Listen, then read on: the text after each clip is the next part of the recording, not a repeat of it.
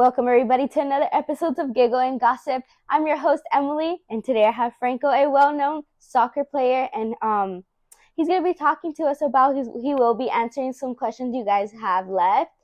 Franco, hello, nice to meet you. Nice to meet you. So tell us a little bit about your childhood. Ooh, as a kid, I used to love playing outside with my friends. I had not that many friends, but I would play with the people that lived near me. And yeah, just always as a kid, that's the only sport that intrigued me and I caught like a very fond to, you know. Wow. And when was the first time, let's say, you started playing soccer in a team? When I was 8 years old. You're 8. So it was like about fifth, sixth grade around there. In my elementary school, they had like a little club, little league.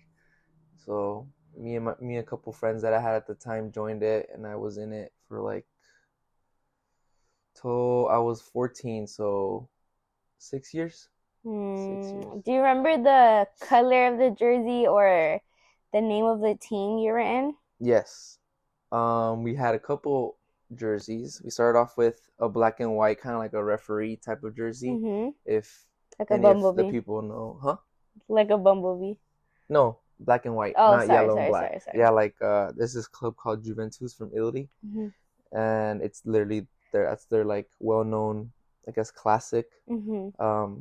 type of jersey. And yeah, that was the first one we had. And then 2 3 years, like I'd probably say approximately later, we had a custom made one, Mm-hmm. but using a real club like name, Chelsea. So it was like a kind of like a highlighter green with a black stripe, something like that. Mm-hmm. I don't remember what numbers I was exactly, but yeah. And then after that, we ended up with some basic blue and black jerseys. We had a practice one, and we had a one for the games, Mm-hmm. which was like inverted. But yeah, Wow, that's crazy. So you played for 6 years, you said. basically, yeah. And then you did have a little pause. Yeah, I focused on school, my main stuff, and like I don't know, it kind of felt too repetitive playing every like week for Mm-hmm. 6 years straight. Kind of wanted like some time off. Mm-hmm. If that makes sense. Did you have, well, obviously you had your big games and stuff. How did your parents like deal with it? Because I know it's a lot of work, like getting you, it's probably because you were younger, like getting you dressed, make sure you're fed, water, like going every weekend. Yeah, so um, for me, obviously I'm a kid. I didn't really care about what I ate and all that stuff. My parents were like the ones telling me. I knew I always had to have water though. I drank as much as water as I could. But as a kid, you don't want to be doing all that. Mm-hmm. So yeah, I would probably say that's one of the issues. I'd always have my friends to give me rides to the game, so I wasn't really like worried about that when it came to stuff like that. And the games weren't that far away, so that that really wasn't an issue when it came to all that. Mm-hmm. 6 years. But yeah, I'd say that was probably the big part of it, like the food and stuff, like making Mm-hmm. sure my what I put in consumed into my stomach wasn't all bad. Mm-hmm. Yeah. And on the topic of your parents, how did they feel when you went to them and said, hey, like I want to start playing, and then they obviously saw your potential, and then they're like, oh wait, like he's really good, like obviously start moving up to the pros and stuff like that. Yeah, so the funny thing is my dad, he back at home where I'm from, Peru, he used to play as a goalkeeper, but he didn't play like the traditional football, like soccer. I mean, um, he played like the little indoor leagues where it's like less people, now 11 against 11. And he really pushed me and motivated me to go a step further, believing in me and stuff like that. My mom, obviously, moms being moms, just of course whatever you want to do, honey. But my Mm-hmm. dad was really the one that pushed me, and like especially since he played, it's kind Mm-hmm. of like a hand me down type of thing, like tradition. Mm-hmm. Just at first, like obviously try it out, and then Yeah, you like it, keep going yeah, with yeah, it. yeah. But since I already like as a kid, like I said, before. Mm-hmm. That's like the only sport that intrigued me. I mean, I'll play others with like for fun, here and there, but to Mm-hmm. like actually like pursue it and like try to make it into a career, that was the only sport that I really had interest for.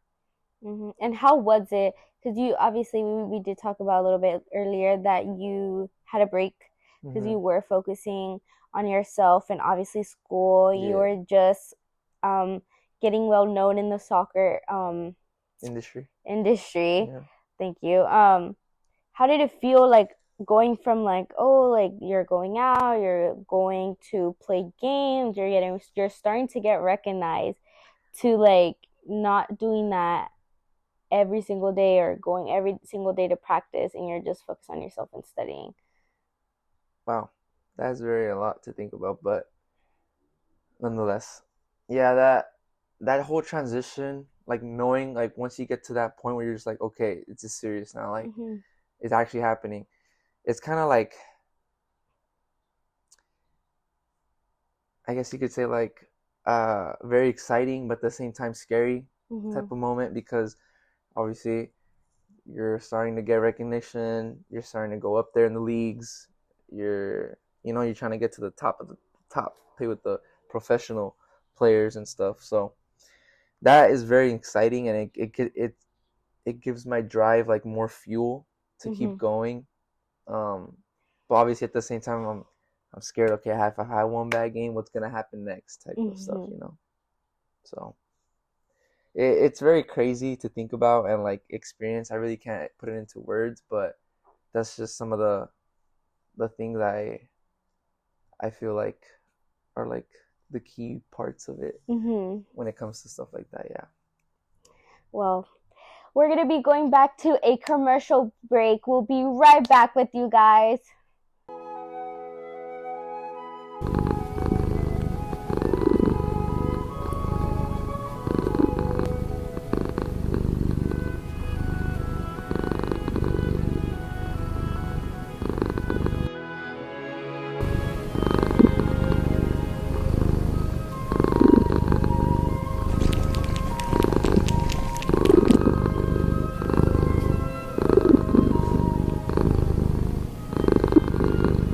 Welcome back, everybody. I'm Emily, and this is Franco. And so, Franco, let's continue on this topic. So let's go back. So, childhood. Who was your soccer player that you looked up to? You saw them, you admire them, replays, watch videos, like screen. What is this? Wallpaper, like Oh, screensaver. Who was that person for you? for me, it was the best footballer in the world, known as Lionel Messi. Uh huh. Since day one, since before he got the World Cup, since before he moved teams from Barcelona, everything.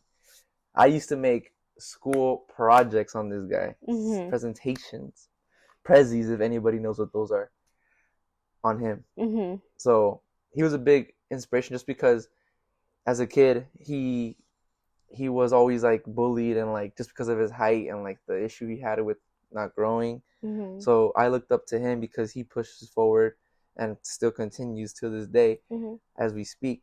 Um, and that's why I kept doing it and I kept going and I kept trying no matter what was going on with my life. Mhm. Yeah. That's crazy. And Yeah. it's also crazy to know that you did end up meeting him Yeah. once at a game. Yeah, I did. How was that feeling? Well, I mean, the little kid in me was like, Uh-huh. wow, like, can we get a picture?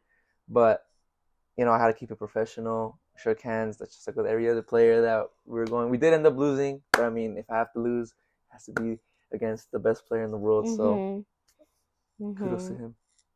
Were you when you did, because I know like seeing any celebrity that you've admired or like followed or whatever, it's like butterflies, like oh my Yeah. god, Hmm.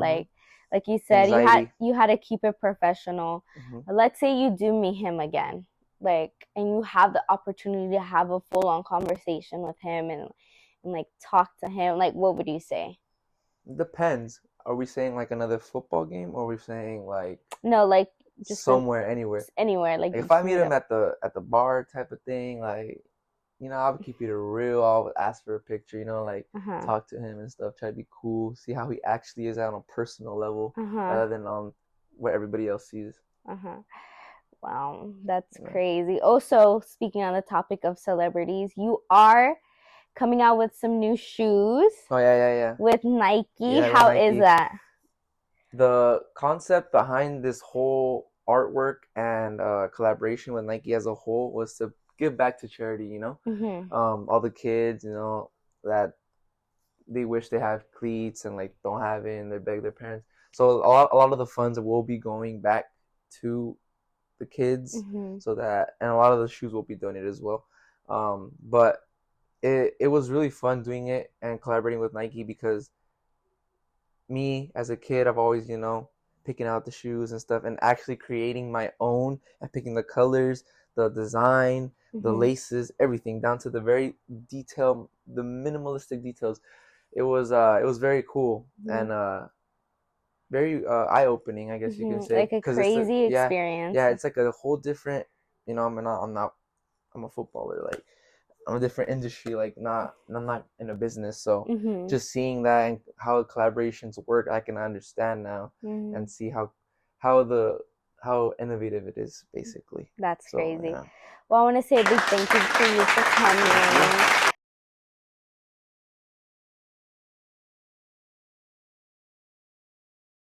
here.